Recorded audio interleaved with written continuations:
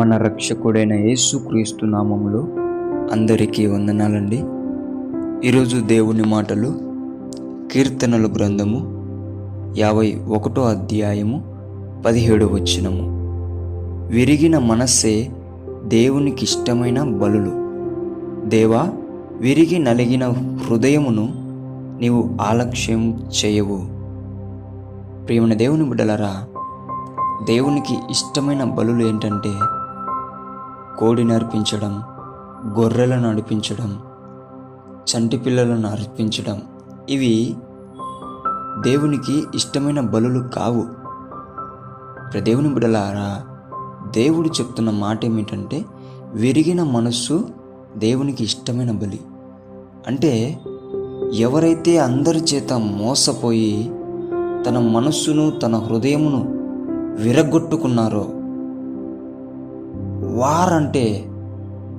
వారి బలి అంటే దేవునికి చాలా అంటే చాలా ఇష్టం. ఆ విరిగిపోయిన మనస్సును, ఆ నలిగిన హృదయమును దేవుని దగ్గర బలిగా అర్పిస్తే దేవుడు నూతన జీవితాన్ని ఇస్తాడు. దేవుని బిడ్డలారా, మీ హృదయం నలిగిపోయి ఉంటే, మీ మనస్సు విరిగిపోయి ఉంటే దేవుని దగ్గరికి వచ్చి పునర్జన్మ పొందినట్లయితే దేవుడు అంటున్నాడు, విరిగి నలిగిన హృదయమునకు ఆయన ఆసన్నుడంట. ఎవరైతే విరిగిపోయి ఉంటారో, నలిగిపోయి ఉంటారో అందరి చేత వారి హృదయానికి దేవుడు దగ్గరగా ఉంటాడంట. ఎందుకంటే వారు చనిపోయి నరకానికి వెళ్ళకోకుండా వారు నన్ను ఆశ్రయించి మళ్ళీ నా దారిలోకి వచ్చి సత్యాన్ని, మార్గమును, జీవమును తెలుసుకొని పరలోకానికి చేరుతారు అనే ఆశతో ఆయన ఏం చేస్తూ ఉంటాడు? విరిగిన వారికి, నలిగిన వారికి ఆసన్నుడుగా దగ్గరగా ఉంటాడు. దేవుని బిడ్డలారా, ఎటువంటి దిగులు పెట్టుకోకుండా, ఎటువంటి బాధ పెట్టుకోకుండా విరిగిపోయిన మనస్సును, నలిగిన హృదయమును దేవుని దగ్గరికి తీసుకొని రండి. దేవుడు నూతన జీవితాన్ని ఇస్తాడు. నీవు అనుకోని విధమైన జీవితాన్ని నీకు ఇచ్చి దేవుడు కూడా సంతోషపెడతాడు, నిన్ను కూడా సంతోషపెడతాడు.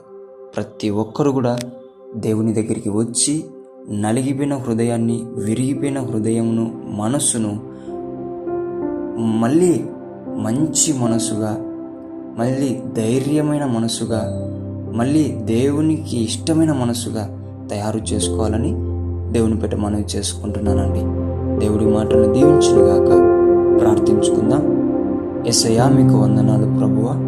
ఎవరైతే విరిగి నలిగిపోయి ఉంటున్నారో వారికి నీవు దగ్గరగా ఉంటానని సెలవిచ్చిన దేవుడా, అటువంటి బిడ్డలు నీ దగ్గరికి వస్తున్నారయ్యా. ఈ వాక్యం విన్న తర్వాత నీ దగ్గరికి ఎవరైతే వస్తున్నారో యేసు నామములో వారికి దగ్గరగా ఉండి గొప్ప అద్భుతం వారి మనసులో, వారి హృదయంలో జరిగించి నూతన జన్మ వారికి దయచేయమని యేసు నామములో ప్రార్థిస్తున్నాము తండ్రి. ఆమేన్.